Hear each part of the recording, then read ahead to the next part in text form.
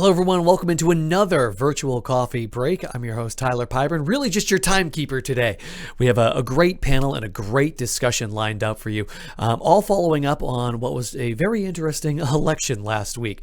And really the topic of discussion is really all about what does that mean for New England here. So again, we have a wonderful panel discussion. However, we want you to be a part of it as well. So in order to participate, you can do that a couple of different ways. First off, if you're on the webpage watching, you can go ahead and use the chat box directly next to the video player itself. Just enter your question, enter your name, enter your question, hit submit, and we'll make sure that we get it to the moderators. Those questions will be answered a little bit later on in the show. Now, if you're watching on Facebook, welcome in. Thank you for joining us. Happy that you're able to be here with us.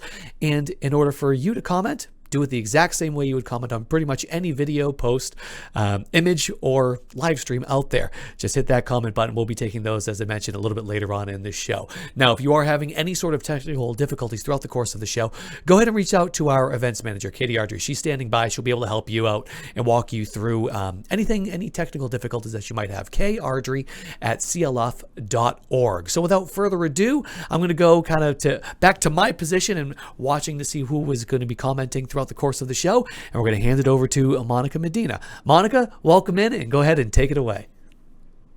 Thank you. Thanks so much, and good morning, everyone. Welcome to this special CLF coffee break. My name is Monica Medina, and I'm the founder and CEO of Our Daily Planet, an independent environmental news platform that covers the climate crisis, conservation, and beyond. And it is a pleasure to be co-hosting this special edition of CLF's Coffee Break this morning. It's quite a momentous week that we've just lived through, and it's been an unprecedented election. Probably everyone will remember where they were on Saturday morning when it was called finally. We've done this election in the midst of a pandemic, a country grappling with racial unrest, and an administration that even tried to suppress votes and continues to undermine the electoral process even as we speak. But on Saturday, we learned that former Vice President Joe Biden will become the next president of the United States. And for the first time in history, there will be a woman of color and daughter of immigrants as our next vice president, Senator Kamala Harris. And even now, the transition as they try to take on the reins of government is being delayed by the Trump administration. So there's a lot going on. President-elect Joe Biden is taking on a divided Congress, a country that is still grappling with the pandemic. And I've been watching the numbers in your region, and it's alarming. They keep going up. Our economic recovery needs to get on track, and we need to do more to deal with the racial injustice in this country. So to say that the president-elect and vice president-elect are facing daunting challenges is an understatement. But we have a great panel here to break down the election results, to talk about what they mean for New England and vulnerable communities who are disproportionately impacted by both climate, environmental crises, and COVID. So I'm thrilled to introduce the panel to you. First, I want to introduce my old friend, Brad Campbell, who is the president of the Conservation Law Foundation. We also have with us Chet Atkins, a former congressman and the former chair of the Massachusetts Democratic Party. We have Linda Whitlock, who's just recently retired as a director of the Cambridge Trust and recently served as a National Finance Committee member for Biden for America. And last but not least, Congresswoman Annie Kuster from New Hampshire. So this is a great panel to talk about all the interesting and sort of challenging things ahead of us. I would love to ask each of you now just to give us a couple of minutes of your views on what were the key takeaways from the election and maybe what was your biggest surprise. So let me start with you, Chet. Sure. What I'd like to do is just quickly give people a sense of the context of the Biden victory. So Biden won with a very broad but a very unstable coalition. His margin is a little bit above 5% now. It'll probably go to 5.5%. And for some historical context, Obama's margin in 2008 was 7.5%. That gives Biden the largest of the last 20 years, the second largest win. Perhaps the most significant thing was the incredible turnout. It was the largest since 1908 when William Howard Taft faced off against William Jennings Bryan. There's until 2020, no candidate had ever received more than 70 million votes. This time, Trump went over 70 million, but Biden went up over 75 million. I think many people thought that there would be a compression of the Trump base and a substantial increase in Democratic votes, leading to a big Democratic win and a historic rebuke of the Trump presidency. That clearly didn't happen. We now have the most divided government in our history. Biden's win was very large, both in terms of the Electoral College, where it's likely that he'll be 306 to 232 votes for Trump, and also in his margin. But in the 5 states that flipped, 4 of those he won by less than 1%. So people's enduring sense of the election was a very, very close election, when in fact it wasn't close. It was close in individual states in terms of the final count. Down ballot, one of the biggest things out of the election was an absolute disaster for the Democrats. Of the 29 most competitive House races, Republicans won 28 of them. So there was a big win for Biden and big losses for the Senate and the House for the Democrats. Everybody tracked in both parties in the Senate, the presidential race, with the exception of Susan Collins in Maine. I will have to say that Susan Collins now becomes one of the most important members of the Congress. She and Senator Murkowski of Alaska really are the swing voters, particularly on environment and energy issues. If they leave the Republican majority and join with Democrats, gives the Democrats ability to pass or to block legislation in that area. The House, it now looks like the Democrats have lost 7 seats, likely to lose up to 12 seats, which will give the Democrats the smallest House majority that any party has had in the last 20 years. So what does it all mean? One thing to really think about, it really struck me, this is the first time since the Grover Cleveland presidency that the Democrats have come to power without having control of the House and Senate. And the midterm elections are going to weigh heavily on the first 2 years of the Biden administration. I think everything's going to be viewed through the lens of the midterm elections. Historically, for the last 100 years, the president's party suffers significant losses in the midterms, very few exceptions to that. And in 94 for Clinton's first midterm, in 2010 for Obama's, the Democrats lost historic number of seats. Redistricting will come into play. The Democrats got wiped out on state legislative races, including losing both the House and the Senate in New Hampshire. Republicans will now have total control of the redistricting process in Florida, in North Carolina, and in Texas. Those states will gain 6 new seats. So it's 82 Sun Belt seats that the Republicans will have entire control over redistricting. The 22 Senate map is quite favorable for Democrats. The only 2 Democrats who are up for re-election who are at all likely to face competitive races are Catherine Cortez Masto in Nevada and Maggie Hassan in New Hampshire. And Senator Hassan is she won last time by 1,017 votes. She is going to need all the help she can get for re-election. That will be a very close race. She's likely to be opposed by Governor Sununu.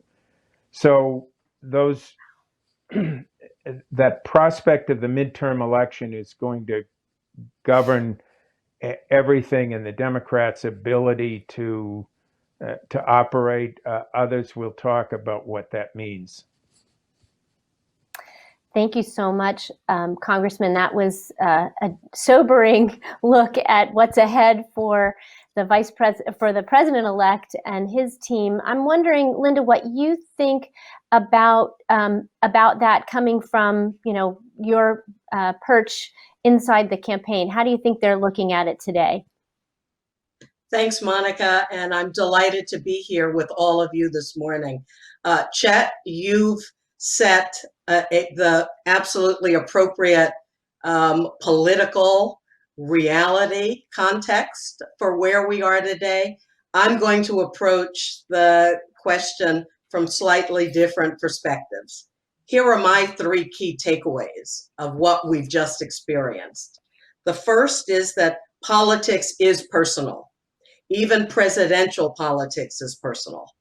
The spontaneous eruptions of joy on Saturday throughout America with people singing and dancing in the streets spoke to me to how personal this election was for so many, and in particular, the joy with which so many Americans experienced the election of these 2 public servants, former Vice President Joe Biden and Senator Kamala Harris. My children's jubilation was yet another reminder of the degree to which children pay close attention to what is happening all around them. And my own tears of joy, of relief, of pride, and even of hope in our country are still flowing. So, number 1, politics is personal.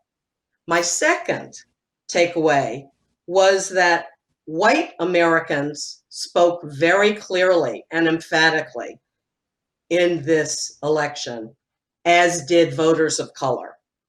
Just as we have a habit of talking about Black American voters, Latinx voters, older voters, young voters, we need to become comfortable with talking about white voters in the same way, with all of the caveats that we issue when we refer to those other groups as monoliths, when we know they are not.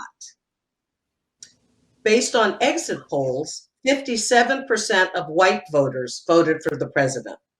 He won in every category of white voters.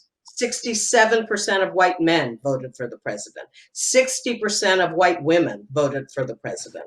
Those without college degrees, those with college degrees, he won white voters across all age groups. By contrast, 87% of Black voters voted for the Biden-Harris ticket. 66% of Latinx voters did. 63% of Asian American voters voted for the Biden-Harris ticket. It was an overwhelmingly diverse coalition of voters who elected Biden and Harris. I would hope that in the coming days and months, the political narrative will not just be how can the Biden-Harris voters reach out to, build relationships with, understand more carefully those who voted for the president, and instead hope that the conversations will go both ways. Finally, I was struck by the power of grassroots activism to engage, to inform, to propel people to vote. 66% of new voters, first-time voters, voted for Biden. The get out the vote efforts in this COVID-19 era required a very different degree of outreach and mobilization on the part of the campaigns as well as on the part of grassroots organizations.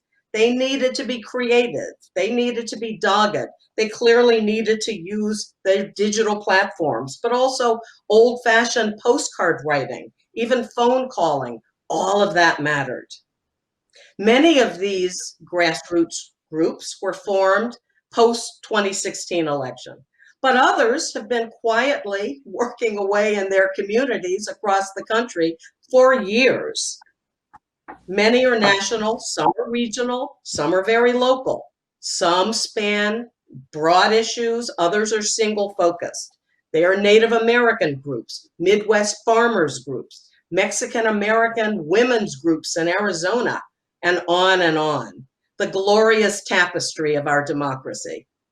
They will only grow in influence.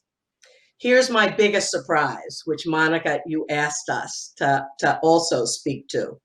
Mine was how uneventful election day was, how peaceful, how generally free of strife, how without the noise, without civic unrest, how safe polling locations were. And we have, the state secretaries of state offices and local election officials to thank for that. This was a stunning coda, in my view, to the 7 months at least of apocalyptic messaging of COVID-19. Of course, it was not just one day. That was something else that we now realize. It was election almost a whole week, with early voting, which I believe will continue, with continued voter suppression efforts. Monica made reference to those. For instance, we should realize that in Pennsylvania and Michigan, to name two states, the Republican-dominated legislatures prevented those states from beginning to count early votes until after Election Day. We want to know why. For some states, like Pennsylvania, it took a long time. This is one of the explanations. So it means in the future, we should probably not talk just about Election Day, but election week. Thanks so much, Linda. I think as a parent, I have a daughter who's an election protection lawyer now, and she was hard at work last week, and it was really fulfilling as a mom to see her, and also, frankly, to see Senator Harris now ascend to the vice presidency. I think there isn't a person in this country that doesn't feel that in some way, if you have a mother or a daughter or a sister. So, Congresswoman, I'm going to toss it to you next and say, how does it feel from your vantage point in Congress? As Congressman Atkins said, we have this divided Congress. It's even closer and more divided than it was potentially before. Tell us how you're looking at this going forward. Sure. So first of all, thank you for having me. Great to be with you. It was funny listening to Chet because I'm an optimist and I'm look at the world as glass half full, but I definitely have a different view. It's not that what Chet was laying out isn't accurate, but I think it has everything to do with what our expectations were. And so I look at it somewhat differently. If you went back 6, 8, 12 months and looked at 2020, particularly pre-COVID, when the economy was so strong, we knew the Senate map was extremely difficult heading into it. It turned out that was true. And we knew that the House had made, in my view, historic gains in 2018. What I think is really different is that Chet served in Congress when Democrats were in power. And I've served in Congress since 2012. First, I had Speaker Boehner. Then I had Speaker Paul Ryan. Then I had President Donald Trump for 4 years. So, I've only had 2 precious years with Speaker Pelosi since our historic wins in 2018. And so what I look at is a different perspective. We can talk later about the one thing I do agree now with probably Trump's view of the world. I think we do live in a left-leaning media bubble, and we all got carried away with expectations. We were super excited about what this big blue wave might be. But the reality is it's a presidential year. And the other thing I think I've been thinking a lot about is that turnout efforts were extraordinary. I mean, to get the NBA and the NFL and all of these organizations telling us Facebook, you couldn't, open your phone without, are you registered to vote? Well, we were being very smug to think that that was going to turn out left-leaning progressive Democrats. It turned out everybody, and it turns out we're a divided country, and quite a few of those people, particularly in states like New Hampshire, in states like North Carolina and Georgia and Pennsylvania, turned out to vote for Donald Trump. And I've been dealing with these constituents for a long time. They don't like the tweets. They don't like the way he behaves. They don't like the words he uses.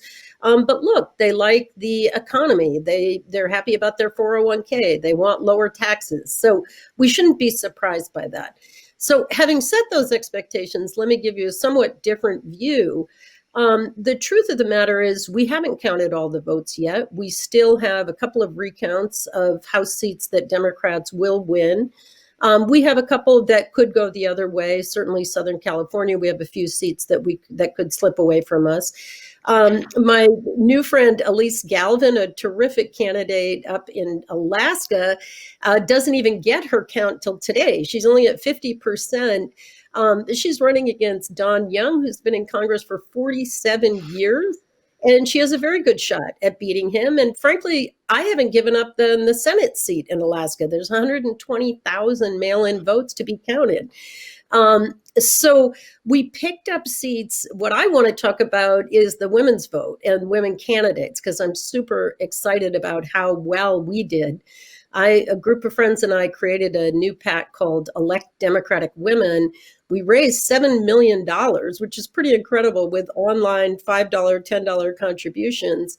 And although we did have a long, long list of challengers that we were excited about, and those slipped away from us, we picked up a seat in Georgia, a woman named Carolyn Bordeaux, who was part of that whole Georgia Stacey Abrams drive with 800,000 newly registered voters. We picked up 2 seats in North Carolina from redistricting, both moderate New Dem women. And we picked up 2 seats in Dem-on-Dem races, retirements of my colleagues, but out in Washington State, Maryland Strickland, and down in Southern California, a woman named Sarah Jacobs. Those were Dem-on-Dem races. They have the top two, and the more moderate candidate beat the more liberal progressive candidate in those contested races. So I have a somewhat different perspective. I think we needed to contain expectations. They got away from us a bit. The polling did miss the boat. My own pollster made a dramatic change from 2018 to 2020. He flipped the college-educated and the not college-educated percentages and turned out to be right on the money. So I think we need to take a deep dive and look at that. But I'm super, super excited about the Biden-Harris win. I can't tell you what it means to me, having met all of these candidates in New Hampshire. Kamala Harris is our future. I'm very excited about where we go from here. And it could not be more important, specifically on the issue of climate change. I have 2 30-something sons, their partners. I have 8 nieces with lots of great nieces and great nephews. The future of our world will be different. And it was a squeaker. You know, it's probably going to come down to about 55,000 votes total in Pennsylvania, Georgia, Arizona, or whichever states you count as being the decisive ones. So I'm very optimistic. I think we have a great coalition going forward. And look, I'm going to head down to Georgia, and whatever it takes, door to door, let's win those 2 seats, and let's really make a difference in the world. That's great to hear. I grew up in Georgia, and it's unbelievable the difference that the last 20 years has made there. So this let me turn. Not over until January 5th, 2021. We've got 2 U.S. Senate seats in runoffs. We've got a very good shot if we organize, if we get the message right. We got to listen to Jim Clyburn. He knows how to do the message in this new South. And let's not get distracted by some ideas that might work in deep, deep blue districts, but let's go down and win those 2 seats. And then we'll be in a very different spot in January. Agreed. All right, toss it to you. How's it look from active in the advocacy community? Well, I think after Representative Kuster's remarks, I have to start with the glass half full version. And that is, having seen election after election where climate and environment are really an afterthought, the strength and prominence of the message from both Biden and Harris that on both the urgency of the climate crisis and the importance of restoring science to its rightful place in decision making, that was impressive. And when you consider the gravity of the pandemic, when you consider the dire straits of the economy, the fact that they sustained that message, I think, gives us a lot of hope about the agenda going forward. On the glass half empty side, though, it's the takeaway for me is that just how constrained the administration is going to be, particularly given the divided Congress. And when you think about the Senate, and even if we win, even if the Democrats win those 2 seats in Georgia, someone like a conservative member like Joe Manchin from West Virginia is going to be a linchpin on climate and energy policy. So it's not going to be a place where I think the administration is going to get a lot of help. And there's almost a double whammy in the sense that, and Chet alluded to it, the fact that there are going to be a lot of House seats in swing districts that'll weigh very heavily on the administration will be an inhibiting factor. They're not going to want to do, the administration is going to be very cautious about doing things that put Democratic members in more conservative districts, things that make them uncomfortable. And you saw a little bit of this in 2 debates where both the president and vice president had to disavow any intent to ban fracking because of its sensitivity in districts in Pennsylvania. I think that's going to be a constraint. And when you consider the number of rollbacks that the administration saddled with, that they have to correct just to get back to where we were when the Trump administration started, it's a pretty heavy burden that they have, and a lot of constraints that are going to make it difficult for them to move on climate and environment. They definitely have their work cut out for them, but I'm with you, Brad, that this was a momentous time for our issues because they made it onto the center stage. So let's drill down a little bit on New England, and because I think it's a fascinating place to examine what happened with a really interesting Senate race in Massachusetts that was powered by young people and pitted 2 really talented Democrats against one another. And then obviously the main Senate race, which didn't turn out the way a lot of people expected it. So I guess I'm curious what you all think it means for the politics in your region going forward. Linda, was there a big impact that the presidential race had, do you think, on the region? Do you think it's changed it, even with the sort of the mixed news? Well, Monica, I think winning the middle matters. And, Joe Biden won independents by 14 points, and we could view independents as not just non-party affiliated voters, but the middle. In 2016, by contrast, the president won this middle by 4 points. I'd contend that New England has more independence per capita than any other region in the country. That could be fact checked, and the Congresswoman could do that, as could the former Congressman. But we have in our region the two independents in the U.S. Senate, in Bernie Sanders and Angus King. So as a region, we have a tradition of amplifying the big middle in our choice of senators, in our choice of governors, members of Congress. And this is, on both sides of the aisle. So there's something, I think, about our history of having town meetings, our being, knowing that our region is inextricably linked to the history of the country.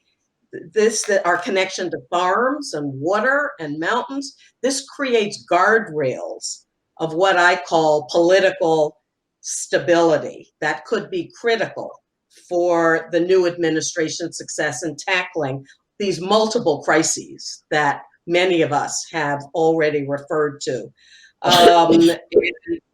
And its opportunities embodied in its very ambitious policy agendas. And we'll talk about how those might still be achieved, notwithstanding the results in the Senate and the House. New England's also the home to the innovation economy. Our colleges and universities, our academic medical centers, the research and discovery that fuels vast swaths of not just our economy, but of the entire country. Just as the Biden-Harris COVID task force just announced, on Monday, yesterday, has multiple members with New England ties. Our region will continue to send forth people, ideas, expertise, and locally tested innovations to Washington.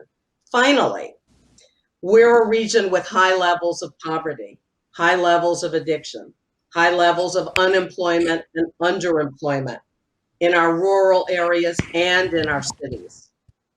That we have many voters some of whom voted for the Biden-Harris ticket, others voted to re-elect the president, who still feel unheard and unvalued. Engaging them in idea generation and implementation, in my opinion, is essential and can serve as a model for Washington and for the rest of the country. Congresswoman, let's follow up with you on that, because you will be up for re-election again, and you'll have that Senate race also happening in the background of your own next campaign. How do you think it will play out in New Hampshire, and how can Democrats make that less of a squeaker next time? Sure. Well, thank you. And I want to echo that moderation message a bit. So New England really is a microcosm of the whole country, if you will. Our delegation, first of all of our House delegation is Democrat, and all of those Democrats returned, including Jared Golden in the second CD in Maine, which was the bigger one, the rural one going all the way up to Canada that we were worried about. I spoke to Jared on the phone the other day, and Trump trounced Joe Biden, and yet Jared held on to that seat. So one of the things is we have to think about candidates that are uniquely situated to their district. And you talked about the independents, Linda. I think, look at New England right now. We have all these Republican governors. You have a Republican governor in Massachusetts. I never understood how that happens. But Vermont has a Republican governor right now. We have a very, very popular Republican governor. He just won 2-1. And while our Democratic federal delegation won across the board, Jeanne Shaheen had a fantastic election. I think she won by over 15%. I won by over 10%. Chris Pappas, the one we were worried about, won by over 5%. But at the same time, our governor won 2-1, and we lost seats, lost control of our state Senate, our House of Representatives, and our Executive Council. That is people splitting tickets. That is people either who stop voting after they vote for the federal delegation, or they have this sense of balance. And I think you talk about independents. My district is over 40% undeclared voters. They like this notion of a split government. They're willing to vote for Biden. Biden won by 8 points here in New Hampshire, which we're very proud of and happy not to be a swing state this cycle. But I have spent considerable effort turning my district a deeper shade of purple or blue. It was very red for my entire lifetime. I'm the first Democrat ever to win a third term in this district, now a fourth, now a fifth. But we've got a challenge coming up. And you talked about Maggie Hassan. She won by 1,000 votes. She's terrific. Everybody up here loves her. She will either be running against Chris Sununu, very popular governor, or Kelly Ayotte, who is the U.S. senator that she beat 4 years ago. So, I think we need to continue to communicate with those independents. That's where we win elections.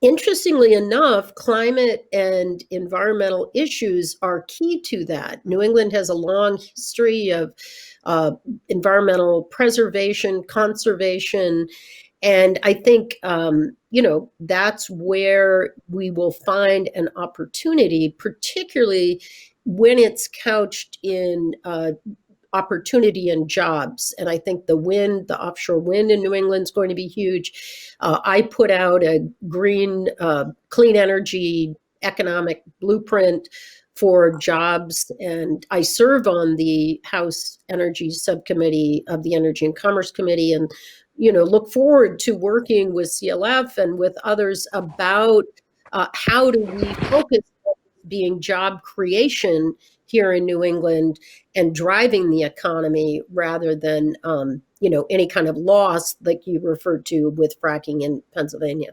For New England, it's a great opportunity. Yeah, I think that's a really interesting way to pivot this conversation a little bit to issues, because we are getting a lot of questions from the audience, and I want to bring them in now. And so thank you, audience members, for sending questions, and please send more. We're anxious to hear from you too. This question comes from Jack. I wanted to ask, and maybe Congressman Atkins, you could talk about how to balance in the party between the progressive activists and the traditional voters, and the more traditional, even environmental leaders. How do we make our way forward even when our own party has some divisions in it that clearly showed up even in this election? So I would say first that Representative Kuster, who turned a long time red district into a +10 Democratic district, in large measure from her commitments on climate and environment, is sort of a case study of what to do. And building on Linda's point, New England, and particularly on energy, we are an environment, we're the sensible center. We do have those guardrails that Linda was talking about. There is a narrative now, and I think it's largely correct, that down ballot, the Republicans were able to paint the Democratic Party as the party of the Green New Deal. Those were the three things they used: socialism, Green New Deal, and defund the police. And totally incorrect, but it's unfair. And I think AOC did a wonderful... Because Senator Markey actually won on the Green New Deal in Massachusetts. Sure he did, in a Democratic primary in the second most Democratic state in the country. And that's where we need to listen to Representative Kuster. And we're going to move from the center. And the interesting thing here is that the New England delegation is now the most powerful, with 3.5% of the country's population, the most powerful single delegation, regional delegation in the last 30 years. So we have enormous strength here. And I would just cite a couple of things. On the Appropriations Committee, the chairman in the House Appropriations, likely to be Representative DeLauro from Connecticut. The chair of the subcommittee that handles EPA and Interior is Representative Pingree from Maine. Switching over to the Senate side, the number 2 Republican on appropriations is Senator Collins. She chairs the subcommittee on transportation and HUD. The number 1 Democrat is Senator Leahy from Vermont, and the person who chairs transportation HUD, or is the ranking Democrat in transportation HUD, is Representative Reed from Rhode Island. So there's a tremendous opportunity to use the appropriations process, which is one of the few places where you can find the center, to do really forward-looking things, to Linda's point, building on the innovation from the region and from our scientific leadership in places like MIT and Worcester Polytech and so forth, and UMass Amherst. Now, the other thing in terms of what Biden can do, and New England is a center for financial services, the single most important cabinet appointment for climate change is going to be the Secretary of Treasury. There is a huge agenda to deal with financial regulation, which will force insurance companies, banks, and I know Linda has a long background on this, to report and to calculate climate change. And the business community, particularly in New England, is way ahead of the rest of the country and way ahead of the Congress. And there are real opportunities to do things that are sensible, that don't create the fears of things like fracking in Western Pennsylvania, but go after Wall Street. Wall Street is where, and Wall Street regulation is where we can really make very vast progress on climate. Yes, Linda, go ahead. Oh, good. Jump in, Linda, and then obviously Congresswoman. All right. Well, I want to issue a challenge to those of us in New England who care about climate action. How can we initiate collaboration between our region and, say, areas in the South to explore solutions for some of our common environmental problems? Rising seas, coastal flooding, the implications for homeowners, small businesses, large businesses, real estate development, the implications for poor residents and families, for environmental justice. We're confronting these issues here. We are developing expertise here, but so is Louisiana, South Carolina, North Carolina, to just name 3 states. Can we model the mandate that I believe certainly our region, if not the entire country, issued to both the president-elect and the vice president-elect and to members of Congress, that there be work together to solve some of our consequential pressing problems? Moreover, how can CLF and our peer organizations in this space nationally begin to build coalitions, specifically with communities of color, poor communities, with less educated and less elite communities? And how can these coalitions truly be coalitions of equals? I'd say we need to start with Michael Porter's Social Progress Index, which is an annual rating on 133 environmental and social performance metrics. Start with that, and then let's think about ways that we might be able to build bridges, collaborate, and really move forward on our ambitious climate agendas. Congresswoman, I want to jump in here and get your view and actually pose you a question, because I think it's probably where you're going, which is, how do we get consensus, more consensus around climate and environmental issues, particularly in states like New Hampshire, where maybe the state could take more action the way Maine and Vermont have recently? That question comes from Lori, and I think it's a great one. I think that may be where you were headed anyway with your comments. Well, what I wanted to say is, Chet, don't forget our all-powerful dean of our New England delegation, Richie Neal, chair of the House Ways, who is going to have as much influence on the climate as any one person in this country.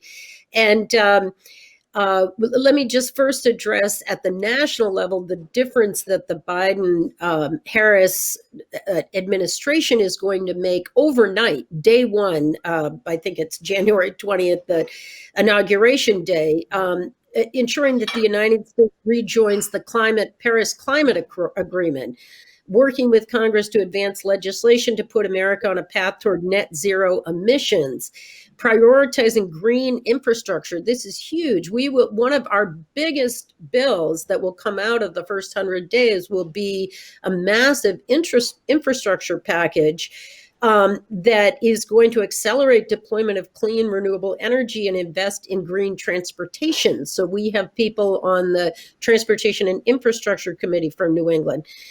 Make historic investment in clean energy future and environmental justice, paid for by rolling back the Trump tax incentives that enrich carbon corporations, and then work with Congress to halt offshore drilling. And I should say the corollary to that, to increase investment in offshore wind. So all of these things are going to make a tremendous difference, not only in our everyday lives, in the quality of our environment, in protecting and saving our planet, but also in our economy. And one of the things that I wanted to mention is that the corporate community kept on moving toward climate investment and policy over the last 4 years. There was not leadership, obviously, from the White House. And in fact, the White House was taking detrimental actions.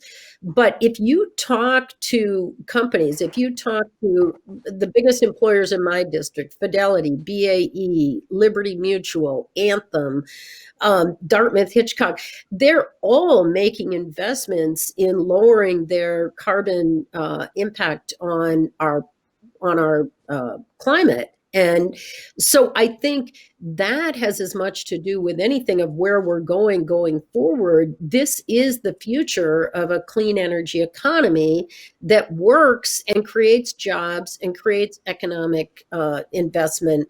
And so that's what I wanted to talk about. As to the New Hampshire state legislature, I'm not holding my breath right now, just given what, this election, I mean, it's very close. It's painful to look deep into the numbers. We lost seats by 200 votes, and we'll come back, there's no doubt. And I think we need to work in a bipartisan way, and hopefully, we can reach across the aisle. But I think what I'm looking at is more of a public-private partnerships that would motivate and incentivize better decision-making. And I think New England would be a part of that. Yeah, agreed. I want to pick up on something, Brad, you talked about early on, because I do think it's one of those things that the public is more united behind than people might imagine, which is the clean air, clean water, kind of getting back to restoring the integrity of our environmental laws and rolling back the rollbacks. Talk about how much of a priority that is for CLF, and how you guys are going to go about that in a Democratic administration. Well, I think there are a number of areas where, the Biden administration is going to have a long runway of a long list of rollbacks that need to be rolled back, or environmental protections that need to be restored. And I think what you'll see is that's really going to occupy the better part of the administration's first term, whereas at the state and regional level, you'll see more action on the kind of the nuts and bolts of climate. How do we decarbonize the economy? How do we decarbonize buildings and the grid? And a lot of that work happening at the state and local level.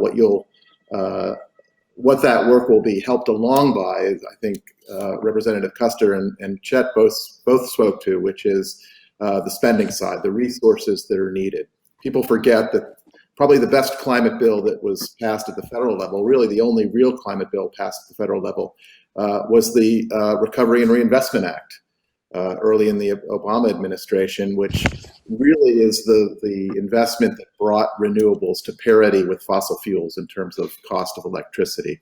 And I think because the vice president really led that effort, or at least the implementation of that bill, it's front of mind for this administration. And so I think in terms of any kind of recovery or infrastructure bill, that'll be a major catalyst. A second area that's vitally important is the absence of roadblocks. New England is poised to be the Saudi Arabia of offshore wind. All the stars are aligned, the investments are ready to go, and the administration, the Trump administration, has thrown roadblock after roadblock in the way of the offshore leasing and the permitting that needs to go forward for the offshore wind project. Arguments have been ridiculous, right? Yeah, and people missed, even in the last few days, the administration sacked the commissioner of the Federal Energy Regulatory Commission because he had tried to level the field for renewables in the grid market. So getting rid of those roadblocks, getting an administration that isn't throwing them in the way and is actually helping these projects along would be critical. And finally, I think in all of those, in both restoring the protections that have been lost and in addressing tough issues like the perilous state of our North Atlantic right whales here in New England, a species that's on the rope, one of the most endangered species in the world. The restoration of science to agency decision making, I think, will be a world-changing event in terms of our advocacy on regional issues. Thanks, Brad. Well, I know we are so inundated with questions. I wish we could get to them all. This has been an incredible discussion. I think we need to toss everybody one last quick question about what makes you the most optimistic as we look ahead to a new Biden-Harris administration and hopefully a new tone in Washington and around the country. I'm going to start with you, Congresswoman. Tell us, what makes you optimistic?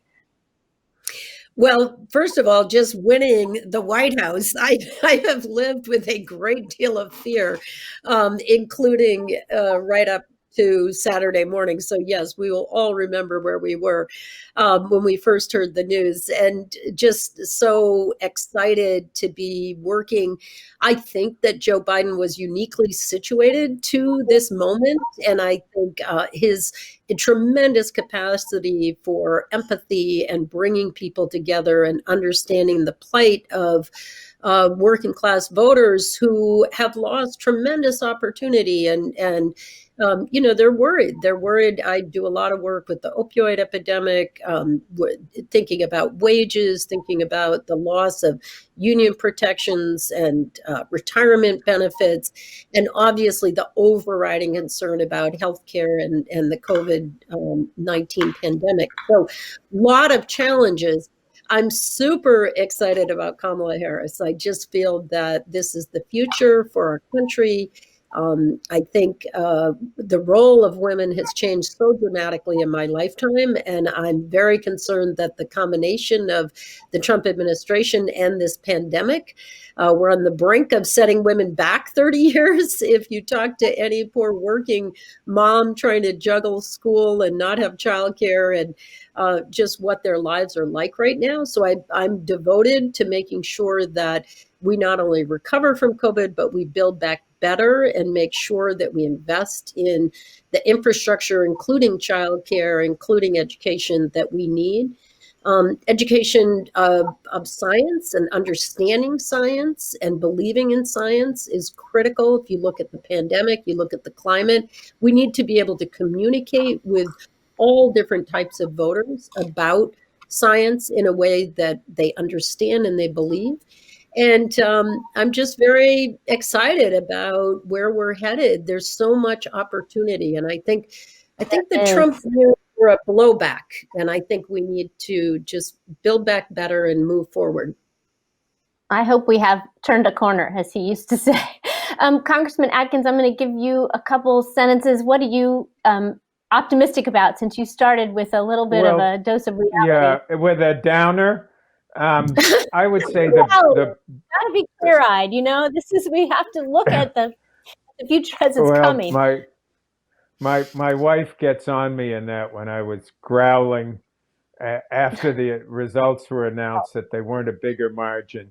But I think it's the Biden-Harris ticket. I don't think in our history we've had a better balanced and more wonderful team than Biden-Harris. And you can see it in the energy that they have. And I think the enormous energy from this broad and incredible coalition of former Republicans and progressive activists and everything in between that elected them, and the energy that was unleashed, and also the ability of people like Representative Kuster and a lot of her colleagues to lead the way in finding some sensible solutions and a sensible center, because that's what we need for the next 2 years, is find ways to really make progress, but not upset the apple cart and trigger people, and